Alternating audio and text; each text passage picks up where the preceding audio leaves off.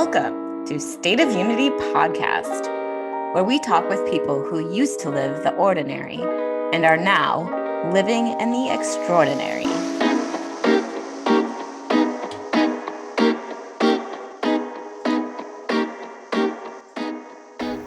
Jordan Whinnem is not one to bow down to fear.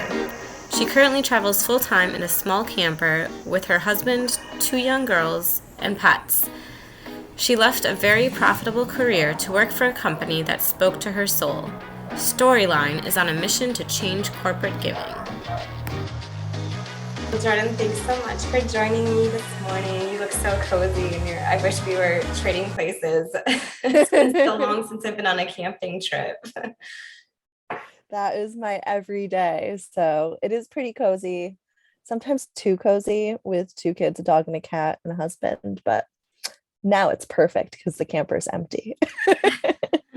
So do you and your husband both work remote or? No, so I work remote. My husband, he was in the military and then was a carpenter when we lived in Connecticut, where both of us grew up and kind of settled down, bought a house and had kids before we realized that it just was not for us. And so I took some time off after having our kids so I could, spend time with them, and that was really a privilege for me. And so part of this trip is him not working, and he's taking care of the kids and, working through homeschool with them and taking them out on adventures during the week while I'm working. And it's kind of a little bit of a thank you gift or a love letter to him in some ways. Although sometimes I think he might regret not being able to go to work, but Yeah, so because that's a lot of time with kids, and I know with parents, the one thing that with the stay-at-home parents, it's always like, I just need adult interaction. I need to talk to somebody who's like grown up. So do you think, like, are you able to meet people when you're moving around like that, I'm sure, or? yeah, so it really depends on where we are. We tend to alternate between national parks and BLM land and state parks. And then we'll have stays sometimes at more of RV resort style places. This place where I here has a water park and a restaurant and a bar, and there's tons of full-time traveling families here. So we've met quite a few parents and it's been really great. But even at state parks, we've met people that were able to just, camping is like summer camp. I don't know if you went to summer camp as a kid, but you already know you have a limited amount of time to get to know someone, and you're probably never going to see them again. But it really creates these magical relationships and allows you to just get to know people, really quickly. And it's been fun. So yeah, so there's definitely plenty of adult interaction. I think the biggest challenge though is the, one-on-one time and managing the marriage relationship, and I was about to ask you about that. yeah, missing out on date night and stuff. So we have to kind of get creative with that. So we will, stay up later than the kids and eat dinner kind of late. But just so that we can eat dinner together without the chaos. Mhm. And I mean, sky gazing is amazing here in Texas. We can have bonfires and stuff. So we make it work. We're really into like board games and stuff. So it's challenging, but also like the most incredible blessing ever to be able to witness our kids learning and growing into, real humans, right? And it's mostly really fun. I would say 96% of the time it's really fun. That's a good portion, definitely. Yeah. And how old are your kids? I have 2 little girls and they're 4 and 6. Okay, so they're pretty young. Yeah. Cool. Yep. I think it's the perfect time because they're not angsty and wanting to get away from us all the time yet. Um, and there's lots of kids out here on the road. People go on vacation or they're also traveling full time. So they are always excited to finish school and go out and play for the day. That's wonderful. Yeah, that was growing up. My family would always do camping trips. So I'm just having like these little memories come back of just playing outside all day and exploring. And yeah, it really was a great time. Looking back, those are my favorite memories, without a doubt. Oh, that's awesome. And I hope that that's the same for them, right? And that it encompasses, a huge part of their childhood. Oh, I'm sure. Yeah. It'll be interesting to see just their view on the world versus their peers having that experience too. Um, Yeah. so you spent time in Switzerland and Alaska, and you grew up in Connecticut. So can you help me? Like, how did all of those happen? Yeah, totally. So I'm going to kind of intertwine it with my husband's story because they're similar. So I grew up in Connecticut. My husband grew up in Connecticut. We've been friends since we were 14 Oh, and never dated or anything. But both of our families, when I was pregnant with my oldest, I went down this ancestry rabbit hole. Both of our families have been in New England, Connecticut, and Massachusetts, respectively, since the Mayflower or before the Mayflower. And so I don't know if it was some like generational, like ancestral need to you know, jump off and have some adventure after, 10 generations. But I graduated high school, went up to college, had no idea what I wanted to do with my life. I think oftentimes college is an interesting experience because you're basically being asked to decide what your entire future looks like before the frontal cortex of your brain is completely developed, which I find really interesting. But I decided to take a break from school and I went to Switzerland for a year to be an au pair. And I lived with a Dutch family. And one of your questions to me when you first reached out was, a lot of people are nervous to travel with kids. And I witnessed that as a kid, quite frankly. And this family that I lived with, they live in Singapore now. They're from the Netherlands and were living in Switzerland at the time. They traveled with their kids all over the place, no worries or regrets about it. And that I think really inspired the parent that I am today. And then my husband, simultaneous to me going to Switzerland, he enlisted in the army right out of high school. He was stationed in Alaska for 7 years, got deployed to Iraq and Afghanistan a few times, and has seen a lot of the world. And when he was getting out, and when I was back home in Connecticut, we reconnected and decided to start dating. And I got to go hang out in Alaska for a while. And then we road tripped from Alaska back to Connecticut in the middle of winter. And that kind of got our love for road trips going. mhm. So yeah, we tried to settle down back in Connecticut. We love our families. We're really close with both of them. But it just wasn't for us. There's not enough adventure in Connecticut. It's just kind of a highway between Boston and New York. So we decided to make this jump, and we're just casually traveling around looking for our forever farm. Yeah, I saw that. So the sustainability thing is this thread that keeps running through all of my podcasts. It seems every person that I talk to, it's a big component of how they live, what they believe in, what their efforts look like, which I love because I'm on that. I'm on that as well. Yeah. So do you have anywhere that's piqued your interest as of yet, or you still feel like not quite sure? Yeah, we have a list. I'm kind of drawn to the Upper Peninsula of Michigan. I really like the deep winters.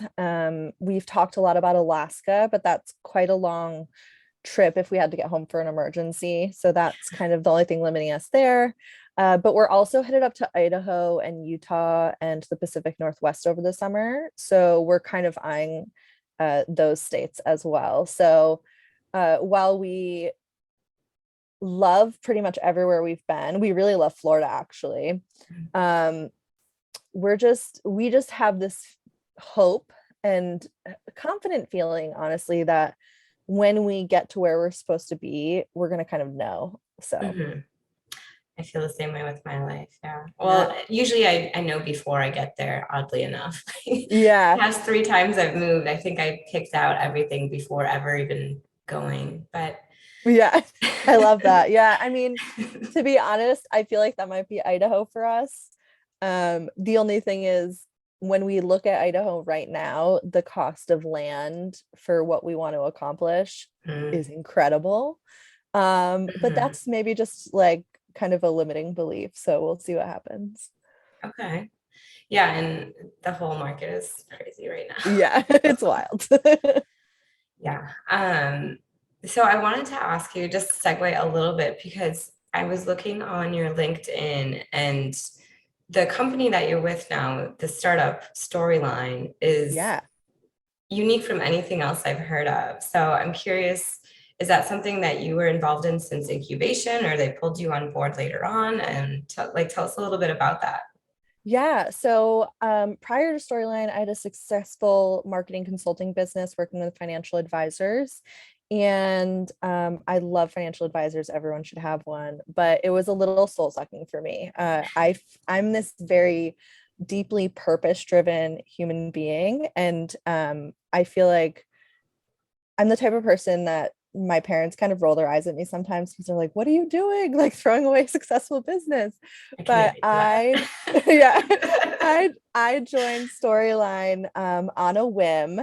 There was a part-time marketing, senior marketing position available, and I applied. And Minette, the founder, reached out to me, and we just really clicked. And it has turned into an incredible role for me. I'm full time now. I'm the only full time employee at the moment, but we're growing really rapidly and going through the funding process, which I've learned a lot from Minette on. And basically, what Storyline is a business gifting, corporate gifting platform that is basically 100% founded by brands that care about ethically made products, sustainably made products, and are most often founded by underrepresented founders. So, Asian, Black, Indigenous, LGBTQ, veteran owned, Hispanic owned, and women owned. So,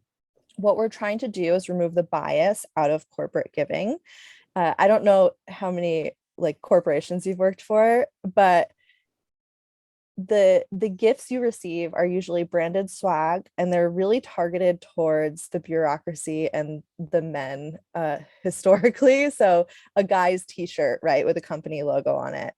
And we want to make that experience a little more personal and really create um, employee happiness and meaningful conversations, and allowing them to choose their own gifts more often than not, so that they feel good about what they're receiving as an Hmm. appreciation gift or a work anniversary or birthday. The future of work in this remote work world we're in really requires a new kind of interaction with teams and clients. And Storyline is a solution for that. So, not only are we supporting underrepresented founders with our brands, but we're really driving equity and inclusion in the workplace through the corporate gifting budget, and kind of taking DEI out of the HR office and into actual day-to-day finances and interactions. Hmm.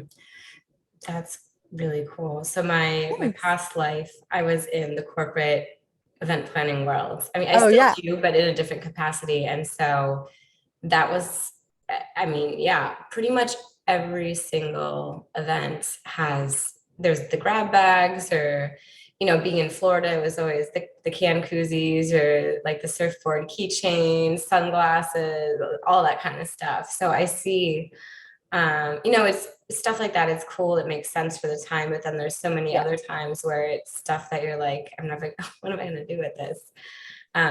So I love this concept. So does it work both ways where the company might send this person a link and then they pick out what they want, or the company itself picks out something from the website and then they send it out? Yeah, so it works both ways. So they actually, the gift buyer, whether that is the CEO of a startup or the leader of an ERG or just a manager in within a business structure, they have the choice to either they go through a quiz based on their budget and their needs, and then they have the choice to either let the recipient pick or pick, for the whole team. We Mhm. are working on, because branded swag is fun, it is important as far as like events and welcome to the team gifts and such. So we're trying to find sustainable and kind of higher quality or more cognizant of people's interests, products that are also customizable. So we also are launching in the next couple of weeks a recurring gift system so that we can help team managers or service-based entrepreneurs remember their client or employee's birthday and work anniversary, take care of their, yearly or quarterly appreciation gift. And, we remember the date for them, they approve it, and then the person gets sent a link so that they can select their own gift as well. So just running it both ways. Love that. Love that. And Yeah. so where does the name Storyline come from? So that it comes from Manette's really kind of original vision of this, and her first, thought process was going to be in person, pop-up shops that were amplifying minority founders' voices. And Mhm. so not only is it important to think about, where the products come from and, are they sustainable? Are they ethically made? And, how are you voting with your wallet? But what's the story behind the brand and the product? What is the story behind the person that visualized this brand that they've created? And that is still really important to us, but now it also encompasses telling the stories of the gift givers and the gift recipients, and sharing with them the impact that they are actually having on the world by choosing to gift with Storyline. And um, it's I'm kind of an aspiring minimalist because I live in a tiny camper, but you know, when you own a thing, right? When you have an item, um, it's so much better to have a story behind it, right? And to make intentional purchases with an understanding of where it came from and why it's now important to you, I think just really adds to the value of the money you're spending on it as well. Yeah, I could not agree more with that. I think that's why we buy over half the things we buy. It's just for the memory behind it. If you Yeah, think about yeah, it, especially with traveling, right? Like that's there's a whole business based on yeah, that tourism. totally. I'm really love that whole concept. So I'm gonna have to spend some time on that website and definitely see myself utilizing that in the future. On Awesome. Yeah, account. Yeah, thanks. Would love very that. cool. Um, so I wanted to ask you because I've been having a lot of conversations with even myself. You were talking a little bit about the push through college and the fast track to decide like what you're doing with the rest of your life and not really feeling like and then being in something where you are successful and pivoting to something that maybe doesn't look as successful but feels a lot better, Yeah. and what that process looked like or felt like. Or I've had so many conversations with people recently that are in that stuck phase where they're in something that they're just miserable because it's not speaking to who they are, and trying to figure out what the next step is. Yeah, so I was blessed, I think, with a natural inability to live out of alignment, which is really a burden in some ways. It's not comfortable, right? But in the end, the opportunities are so much more fulfilling and there's so much joy there. And I would say that the biggest piece of that is just having radical faith in the universe or God or whatever you kind of choose to believe in, that it's going to work out, right? I think Mhm. we've kind of lost sight sometimes as a society of our gut actually being a really good reader, and our intuition being able to actually tell us something and listening to it, because so much of what we do today around technology and sitting at a desk all day and having FOMO on Instagram. It really makes us question ourselves. And so I would say the most important piece of that is really just trusting that what your body is telling you is probably true. And even if it's wrong, there's other opportunities. There's always other opportunities. Hmm. Yeah, I also think so much of it is like fear and not getting to the point of fully trusting yourself. Like if I'm Totally. thinking about it, like the reason that I would hold back would be like, well, I'm making money here now, and I might not make it if I leave, so I'm just gonna stay because it's safe. And Yeah. just like that fear of the unknown instead of just trusting that. And I think for myself, I've reset my life so many times that I've seen myself do it over and over again. And so I have that trust and that faith. Like I've done it before, why wouldn't I be able to do it again? Like of course I can. But I think for people who haven't done that and they've just kind of always followed the path and not really made any drastic changes, to do that first time, it definitely is scary. Um, Yeah. Well, and I think too, for Jesse and I, that's my husband, when we went back to Connecticut, and we, bought a house and had kids, having the kids kind of created this extra level of fear, right? Because there's higher stakes. Like yeah. now it's not just like us being wild and adventurous, it's us having to make sure that we are can feed our children and give them a good life. And I think that really set us back a few years, quite frankly. What could have just been a 3-year stopover, quickly turned into 7. And I certainly don't regret it, but I can say that there was an incredible amount of physical manifestation within my body in the form of autoimmune disease that really I just continuously ignored the high levels of stress and the intuition that this is not the life I was supposed to be living. And by continuously ignoring that, I ended up with just chronic pain, chronic fatigue, and it becomes harder to escape kind of that hole you find yourself in the longer you wait. And so I've definitely, as an adult and especially as someone with kids, there's an extra pressure, not just from society, but like primal needs to actually care for the human beings you created. And I can say that while this trip is totally not perfect, it is so much better for my kids because Jesse and I feel happier as well. So Mm. Wow, that was, yeah, just so heartfelt. Thank you for sharing all that. It yeah, just really um, kind of humanizes everything. I think so much of this is so glamorized, like the tiny houses and exploring the world with your kids. And like you were saying, like the FOMO on Instagram, where you see these families with all these picture perfect scenes and everybody's smiling and the sunsets are gorgeous. And um, thinking about like the struggles that it takes to get there and how we all go through that uncomfortable transition of like, I think just I don't know how to say it, but where you're like, you see this and you know that this is where you're supposed to be, but you're comfortable here. And so you just kind of have to continue to push yourself closer and closer and closer to that line.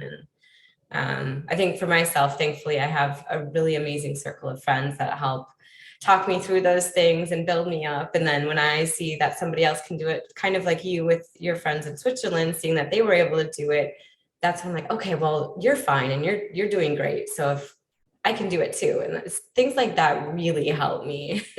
So I yeah, do appreciate you sharing your story because I'm sure without a doubt there's people out there who are going through the same thing and just need to hear somebody else say that they were able to do it. And I think it helps too, knowing that they were able to, or you or myself, whatever, were able to do it, but had those same feelings.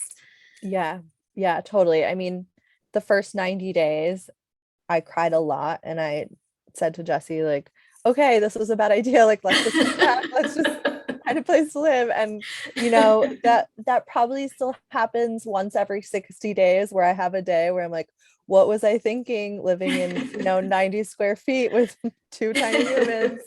But Understandable. it is like, it's just about making the jump, right? It's acknowledging that whether you stay or go, shit is not going to be perfect. Oh, sorry. I hope I can swear. Stuff is not going to be perfect, right? Things are going to go wrong. My daughter just fell down her bike going down a massive hill. She's only 4 years old, and she had the gnarliest road rash injury I've ever seen. And we have been sleep deprived for a week, but it's also, we get to be home with her while she's not feeling well, right? We get to make sure that, she's healing right. And we get to make sure that she feels so brave because of this life she lives, that she has been begging for 3 days to get back on her bike, even though she's not fully recovered. But yeah, I think no matter where you go, it's going to be imperfect, so why not go where you want to go? Yes, completely agree. Yeah, nothing's ever going to go completely smooth, so just go. Yeah. Awesome. Thank you again. Yeah. So what can we do besides StoryLine? Is there anything that we can do to help support you in your mission in life? Yeah, so I do some writing on Substack. I'm just kind of getting that launched. So you can subscribe to jordanwhinnem.substack.com. You can find me on Instagram. I hang out there a lot because I'm trying to get better at taking pictures and creating video content, especially as we head out west. So follow my travels there. Feel free to message me. And ask me questions, because I want everyone to be living the best version and happiest version of their lives. Love it. Yeah, and I'll be sure to share those notes in the show Awesome, notes. cool. That's a lot of S's. Oh my goodness. I know. And it's Friday. A lot of S's for Friday. I haven't had coffee yet. I'm a mess. Links will be in the notes. Awesome. Perfect. It was so nice to meet you. You too. I do have one final question for you, which I like to ask all of my guests. And maybe you have a better answer because you've named your RV, but if you were to be gifted a sailboat to sail around the world in, the only thing you have to do is name it. What would you name her? Oh, definitely Artio, which is like a Celtic Germanic goddess of the forest. And I actually have a sailboat on the back of tattooed on my shoulder, with the Swiss flag on it, which is funny because it's a landlocked country.